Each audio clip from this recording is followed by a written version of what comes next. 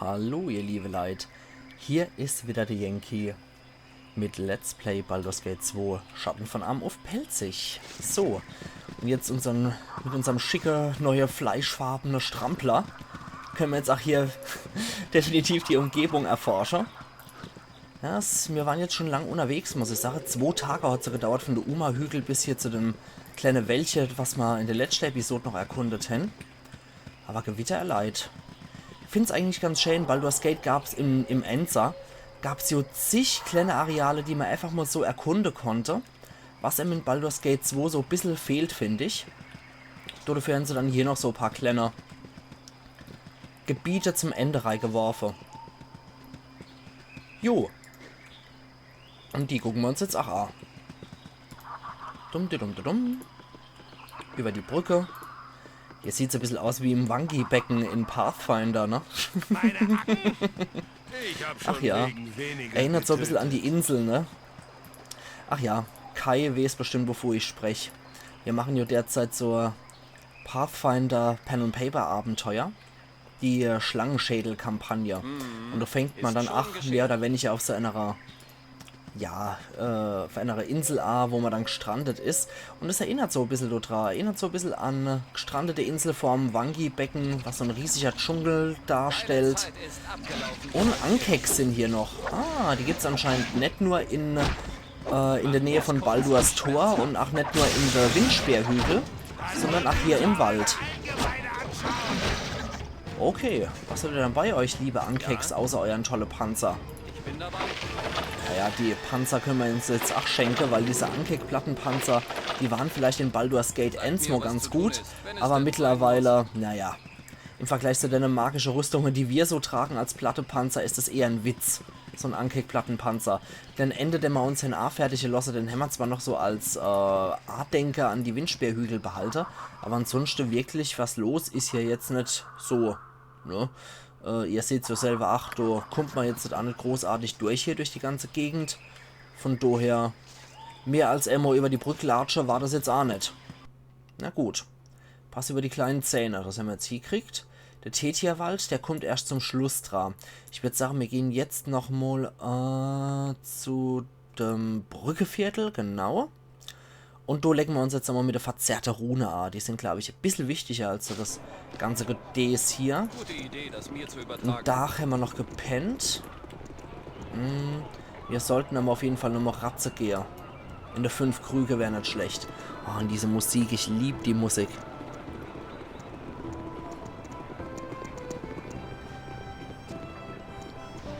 Herrlich. Die vermittelt einfach so was Edles, finde ich. Natürlich in Verbindung mit so einem Geschäftsviertel wie die Brücke ist es etwas, naja, fehl am Platz, fast schon mit diesem Rumgeschreie von Händler im Hintergrund. Aber trotz allem finde ich die Musik einfach nur genial. Ich liebe die total. Hallo, meine lieben vergnügten Freunde. Okay, ich mag jetzt Herr Donnerbölk. Ich mag erstmal wie ein König Raste, weil was anderes kommt für mich nicht mehr in den Sinn. Und 8 Stunden haben wir gepennt. Der 61. Tag haben wir schon.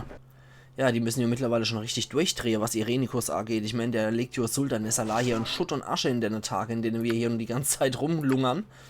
Und wir sollten jetzt dorthin gehen. Das wird jetzt nämlich auch nochmal ein richtig harter Kampf. Und deswegen ist es umso besser, wenn wir alle geschützt sind. Wir brauchen Anomen mit seinem Schutz vor Lebenskraftentzug, weil hier unten noch ein Vampir mit dabei ist. Wir müssen gegen einen Leichnam kämpfen, gegen einen Betrachter. Und ich weiß nicht mehr, was sonst noch da rumlungert. Auf jeden Fall ist es wirklich nicht gerade ein leichter Kampf. Deswegen unbedingt speichern. Und wir machen es jetzt auf. Und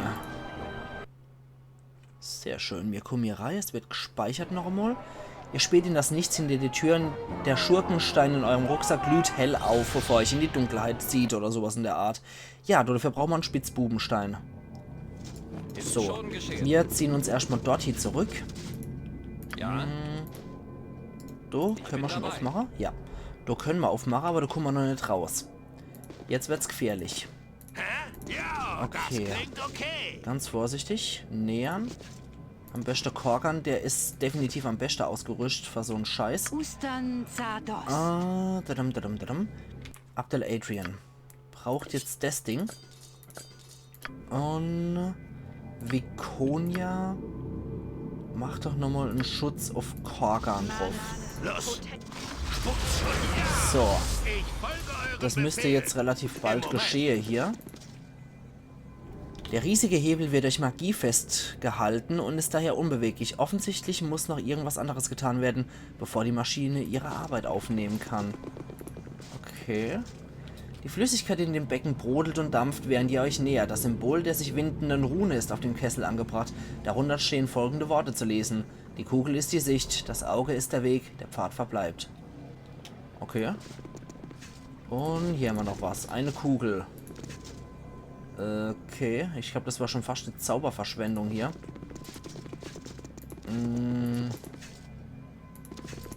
Okay, das können wir noch nicht verwenden. Noch einmal. Kugel ist die Sicht, Auge ist der Weg, Pfad verbleibt. Aber an dem Ding können wir nichts machen, ne? Nö. Das war jetzt leider ein verschwendeter Zauber. Kugel ist die Sicht. Ah, da kommt schon was. Okay, interessant. Da ist irgendwas erschienen. Viconia macht doch nochmal einen Schutz vor Lebenskraftentzug auf den liebe Korgan. So. Das ist euer Shangala. Halt! Ihr habt Macht gefesselt. Aber nicht von mir, Gäbe. Wisst ihr, wo ihr seid? Brückeviertel von Artkatla. Was für Spielchen treibt ihr mit mir? Artkatla? Kaum. Das Portal kennt nur meine Kreaturen. Und doch habt ihr einen Schlüssel, einen Schurkenstäh. Was habt ihr euch beim Betreten von meiner Kammer erhofft? Ich will euch vernichten. Wie ihr wollt. Komm, Freunde, Scheiterns bekämen die verzerrte Rune heute ein bisschen Vergnüge. Okay, wie es aussieht, war da wohl ein Dimensionstor oder ähnliches Lustiges. Da haben wir den Leichnam und da ist noch hier ein Betrachter, den können wir gleich mal vernichten. Auf den Shangla können wir uns dann auch noch stürzen. Okay. Na toll. Der fängt hier schon an mit seinem Quatsch. Warte mal gucken. Oh, das ist nicht gut. Der ist schon versteinert. Du kannst gleich einmal hier... Oh, hoppla. Layen ist wohl auch eine ziemlich starke Magierin, die jetzt hier noch Zeitstopp verwendet.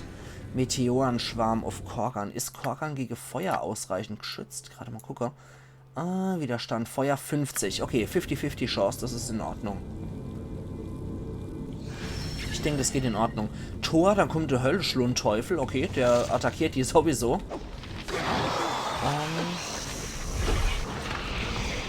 Sehr schön. Gut, Korgan, du gehst jetzt hier raus. Und wir attackieren weiter den Leichnam. Während Korgan sich um den Mistkerl vom Vampir noch kümmert. Der ist schon tot. Perfekt. Dann können wir gegen den Leichnam noch kämpfen. So. Und was war das jetzt? Irrgarten oder was? Okay, nur Irrgarten glücklicherweise auf Korgan. Okay. Edwin, geh mal eine Weilchen zurück und mach mal hier Magie-Bann auf den Bereich.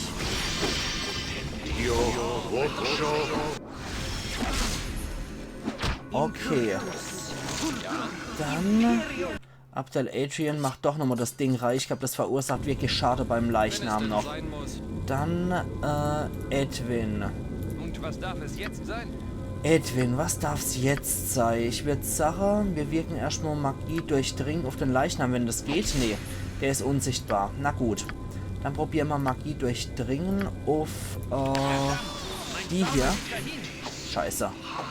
Das war nicht gut. Das ist daneben gegangen wegen dem Sonnenfeuer, was die Zauberin da gemacht hat. Aber wir können auch nochmal rubinroter Strahl der Aufhebung auf sie zaubern.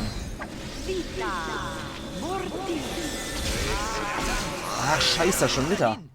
Schon wieder der Neve. Na gut, dann sollte der an Edwin gehen. Verdammt nochmal. Edwin sollte auf jeden Fall hier sich einen Trank reinpischeln. Schnell, Edwin, du Blödmann. Jetzt Oh, Gott sei Dank. So. Dann sollte man vielleicht den Absorptionsstab reinmachen. Und sollten dann eventuell ihr Zauber abzwacken. Oder gilt das nur auf Zauber auf ihn selbst? Ah, okay. Na gut, was hat er jetzt auf sich drauf? Zauber abwehren. Okay.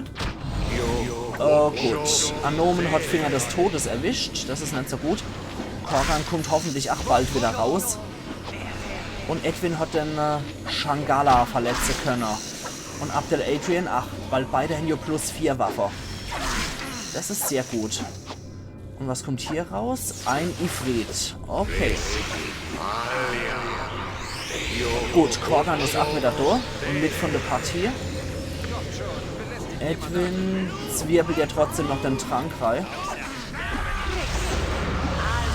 Jetzt auch drauf und drauf und drauf.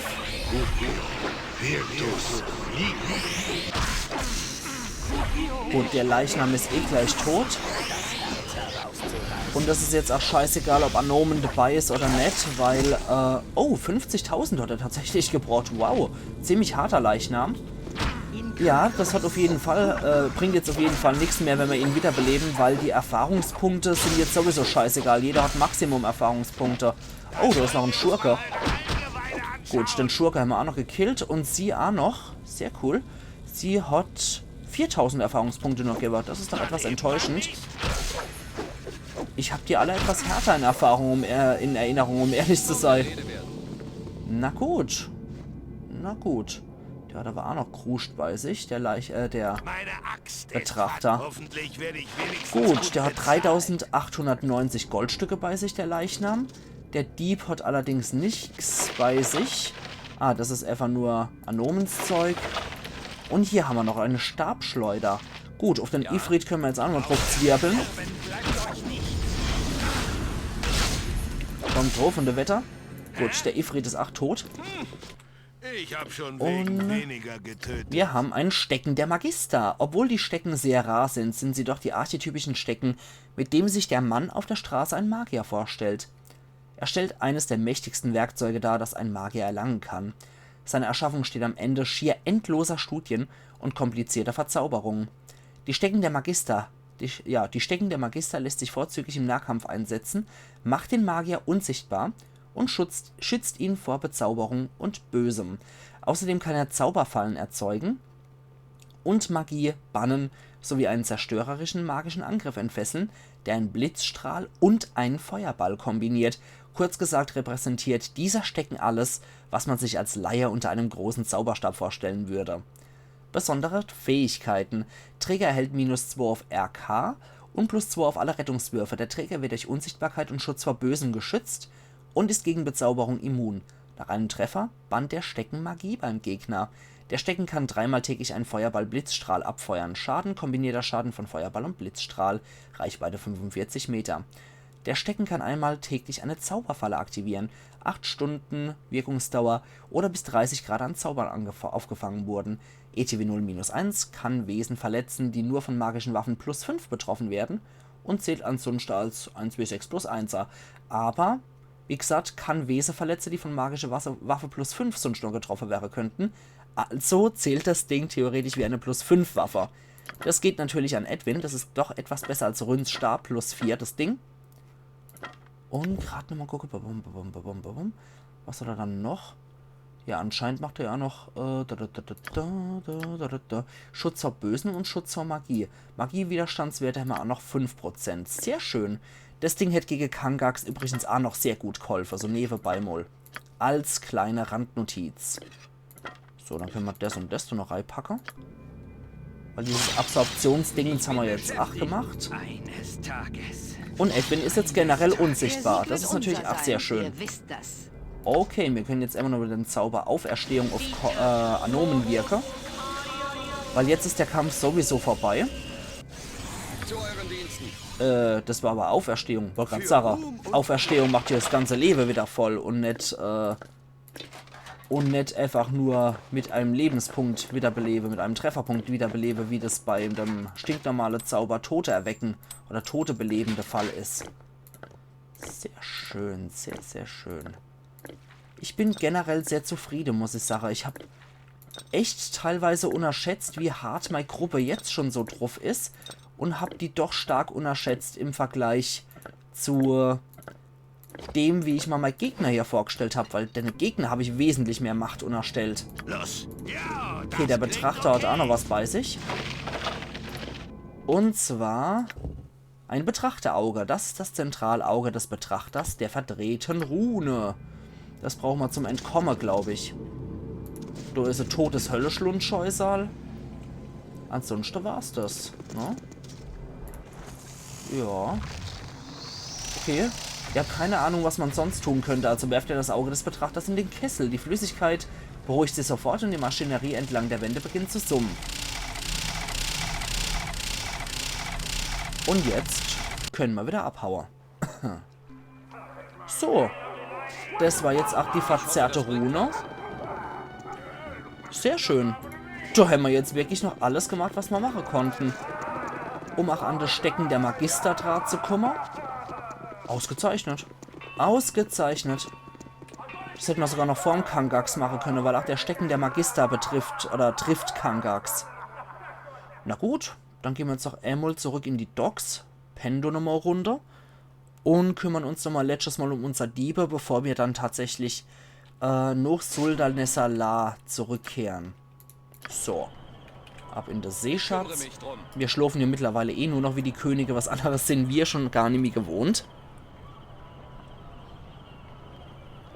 Und ich denke, wirklich, wir haben jetzt soweit alles erledigt, was möglich ist. Das ist natürlich richtig, richtig gut. Wir haben alle Gegenstände. Ich versuche gerade in meinem Kopf zu rekapitulieren. Wir haben alle magische Gegenstände, die möglich sind. Für jeden das Optimum erreicht eigentlich, was wir kriegen können. Ja, wir haben jede Quest erfüllt. Ich denke schon, wir haben wirklich alles erledigt, was möglich ist. Sehr schön. Zahlmeister wart auch schon. Die Diebe sind soweit fertig. Quatsch, da wollte ich jetzt die 6. Stunde vom 62. Tag hämmern. Ja, optimal. Ihr andere, ihr könnt eigentlich schon mal hier vorgehen. Abdel Adrian, der kann doch schon mal reingehen und nochmal mit den Leuten quasseln. Gute Idee, das mir zu übertragen. Machen wir das nämlich auch noch. Es ist an der Zeit Letztes zu sehen, wie Mal. eure Diebe mit den letzten Anweisungen klargekommen 900. Das passt alles. Kein Grund, was zu ändern. Schön, einen potenziellen Und Freund vom gleichen Schlage zu treffen. 500 Goldmünze bezahle ich. Es gibt kein besseres Leben als das. Und die hat hier. auch keinerlei Gilde-Quests für mich. Na gut. Dann gehen wir halt nochmal zurück hier zum Ausgang aus dem Viertel. Kaum der Rede wert. Und hätten es dann eigentlich auch bald gepackt. Jetzt heißt es nur noch zurück zu Elhan gehen. Ihm Bescheid geben, dass wir die Laterne haben. Und dann heißt es ab zum Kampf nach Suldanesala. Damit können wir heute ja schon lässig beginnen, denke ich. Und los geht's. So, jetzt gehen wir zum Unterreichausgang, wo Elhan lebt. 16 Stunden haben wir dafür gebraucht für den Weg. Elhans Zelt. Ich hoffe, das bringt was. Dann lassen wir uns von dem mal aufklären, was Sache ist. Da ist er schon. Und General Sovalidas ist auch noch dabei. So wie ein elfischer Kriegsgelehrter. Das sind die ganze Zeit Wahrsachen. Ihr seid wieder da? Hier war es relativ ruhig. Ich denke, die Drow sind zufrieden damit, dass sie unseren Tempel zerstört haben. Sie haben noch keinen weiteren Vorstoß unternommen. Bis jetzt. Ihr habt die Laterne. Sie ist nicht länger im Besitz und der mörderische Vampir Bodhi. Ich spüre, dass sich das Blatt allmählich wendet. Okay. Woher wisst ihr das? Ich erwähnte ihren Namen, aber ich habe nicht gesagt, dass sie ein Vampir ist. Vielleicht nicht, aber ihr habt um Weihwasser und Pflöcke gebeten. Man braucht nur eins und eins zusammenzuzählen, um die richtige Schlussfolgerung draus zu ziehen.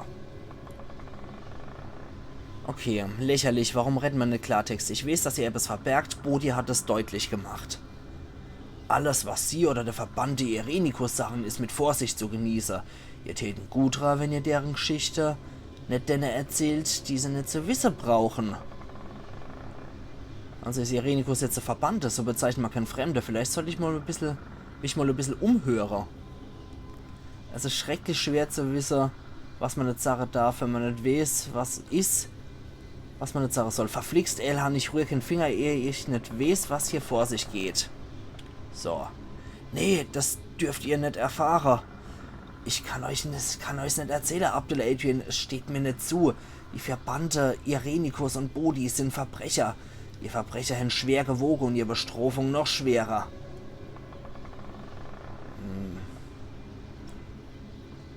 Und so ist er jetzt zurückgekehrt, um sich irgendwie zu rächen. Es gelingt mir nicht, die große Schande dort drin zu erkennen. Ihr versteht nicht und ich kann es euch auch nicht erklären. Wenn ihr mehr wissen wollt, müsst ihr mit jemand retten, der dort drin verwickelt war.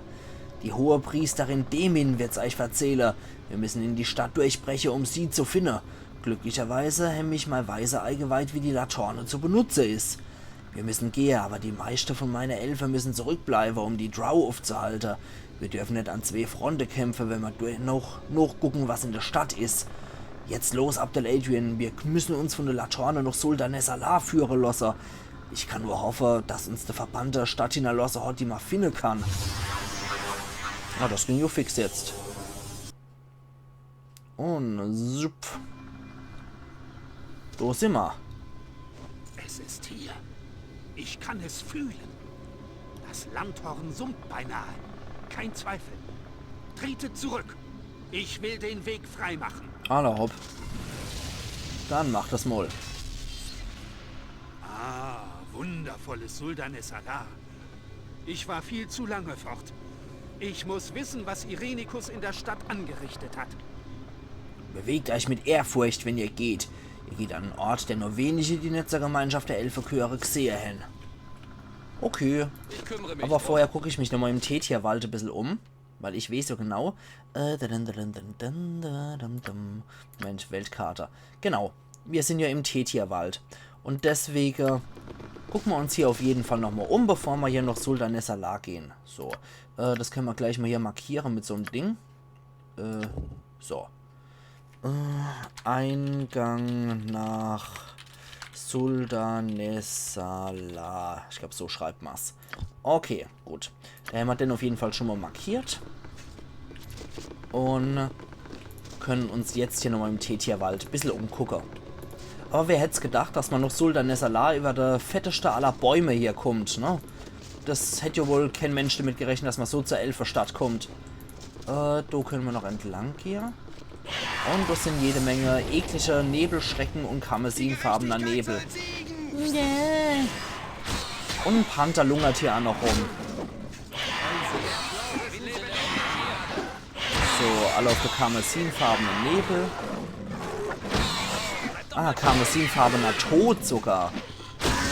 Okay, sorry Panther, gegen dich wollte ich eigentlich nicht kämpfen. Ich kämpfe auch noch sehr, sehr ungern gegen Tiere.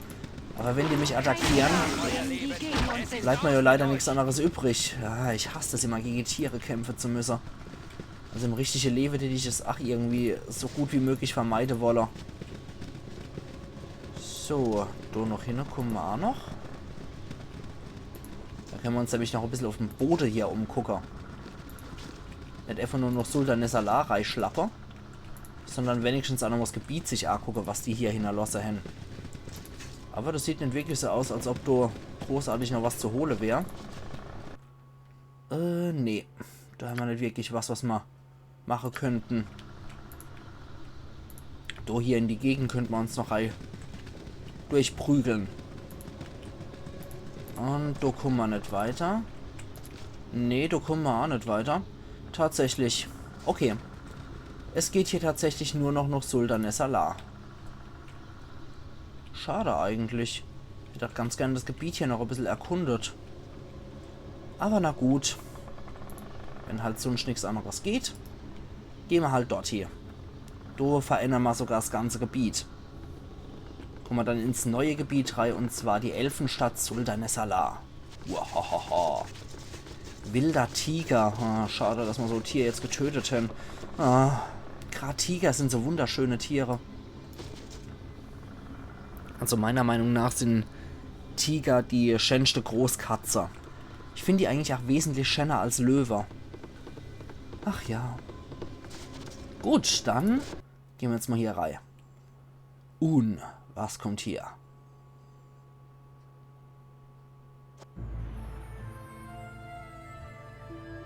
Wir sind in Lothlorien. Nee, Sultan Nessalar, Entschuldigung. Aber es sieht ja schon so ein bisschen aus, so wie hier auf dem Baum gelebt wird. Das scheint wohl ein großes, wichtiges Gebäude hier zu sein, in der Stadt. Geführt vom Licht der Rhyn-Latorne passiert ihr ohne große Anstrengung eine scheinbar undurchdringliche Wand von Bäumen. Die Stadt, die euch begrüßt, als ihr aus dem Wald heraustretet, wirkt auf euch inspirierend und zutiefst beunruhigend zugleich. Denn inmitten einer majestätischen Architektur liegen Dutzende von Leichen. Elfen, die bei der Verteidigung ihrer Heimat gefallen sind. Sultan Nessalar ist fest in der Hand von Irenicus und seinen Günstlingen. Und er wird diese Stadt nicht kampflos wieder preisgeben. Und wir haben auch nicht vor, das kampflos aufzugeben hier. Es ist, wie ich befürchtet habe. Irenicus, dieser Wahnsinnige, hat seinen Zorn über die Stadt gebracht. Und schlimmer noch, ich kann die Magie spüren, die er entfesselt hat. Zerstörerische Magie. Illusionen der Rakshasa, bösartigen Geistern. Diese Kreaturen sind äußerst räuberisch. Es scheint, als wäre kein Abgrund tief genug, als dass Irenicus nicht noch tiefer sinken würde. Sultan Nessalar wird belagert. Bei dieser Masse von Bestien, über die Irenicus gebietet, wird er nur schwer zu vertreiben sein.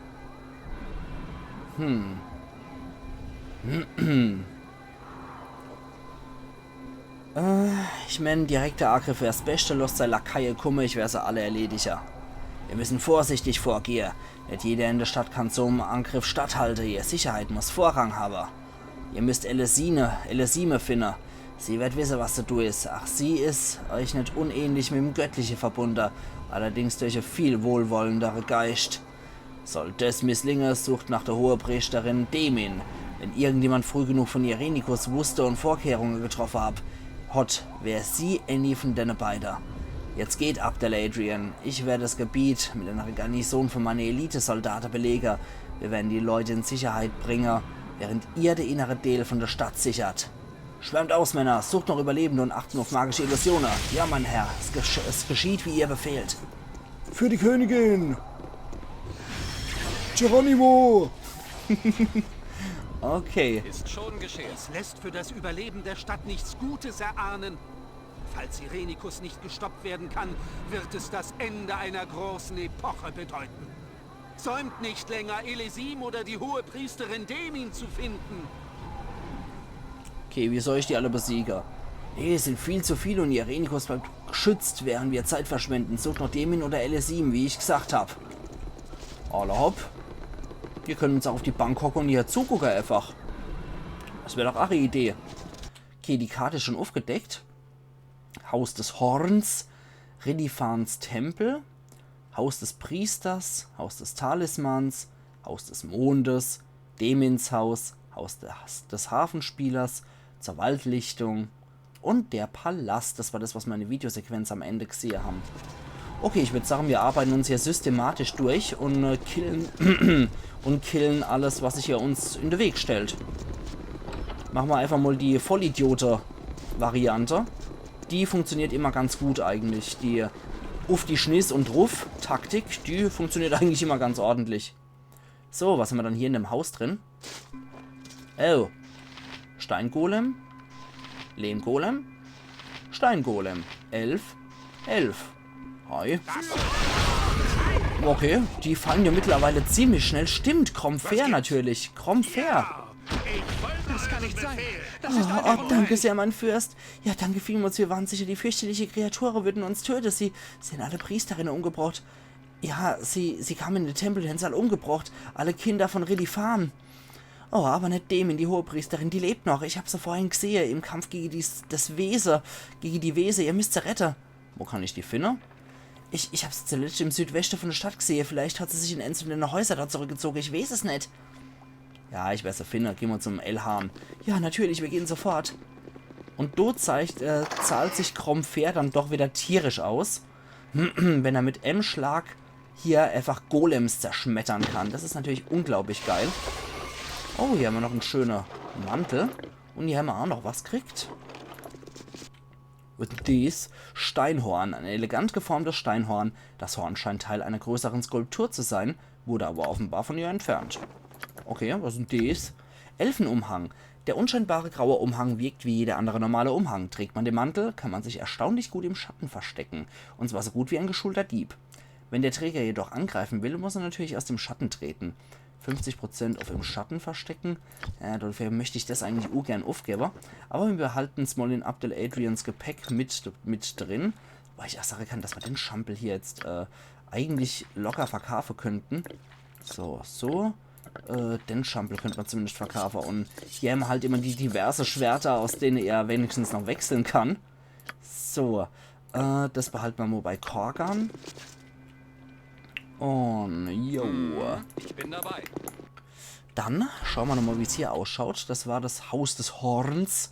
Redifans Tempel können wir uns auf jeden Fall noch angucken, denke ich. Und du wirst uns nur irgendwo hier führen. Moment. Oh, ein Eisengolem. Igitt.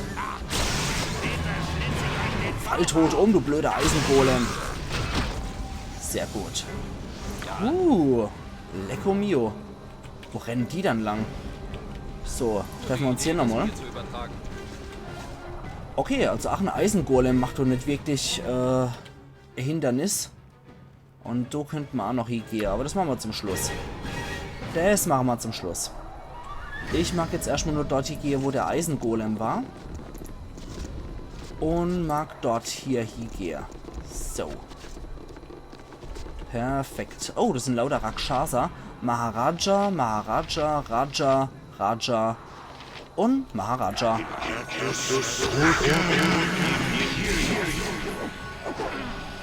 Okay. Gut, Korgan, mach sie fertig.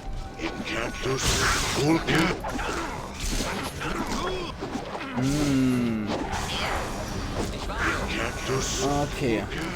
Wir flüchten uns jetzt alle in das Gebiet rein. Bevor der Inkeractus Purkan uns noch alle umbringt. Und Edwin sollte generell aus dem Gebiet raus.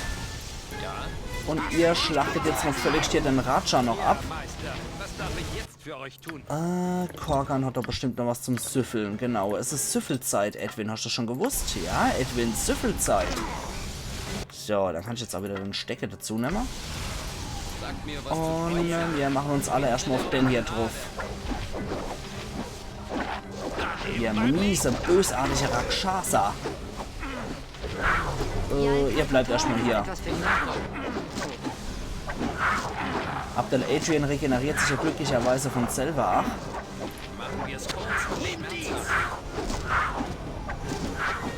Und so. Ring von Gag sei Dank regeneriert er sich von selber. Die haben sowieso alle nur gammliche Langschwerter dabei. Nö, das bringt sowieso nichts. Insofern können wir jetzt genauso gut warten, bis die Zauber sich hier gelegt haben. Was jetzt schon passiert ist. Können hier nochmal eine Massenheilung wirken auf uns alle. Dann können wir uns hier stellen. Und hier einen Cut machen. Weil ich jetzt sage, ihr liebe Leute, wir sehen uns morgen erst wieder zu Let's Play Baldur's Gate 2 Schatten von Am auf Pelzig. Und ich hoffe, ihr seid umso gespannter jetzt, nachdem ihr gesehen habt, wie es hier in etwa abgeht in Sultanessalar. Und dann machen wir weiter im Kriegsgebiet. Und zwar morgen. Also machen's gut bis dahin. Ayan Yankee.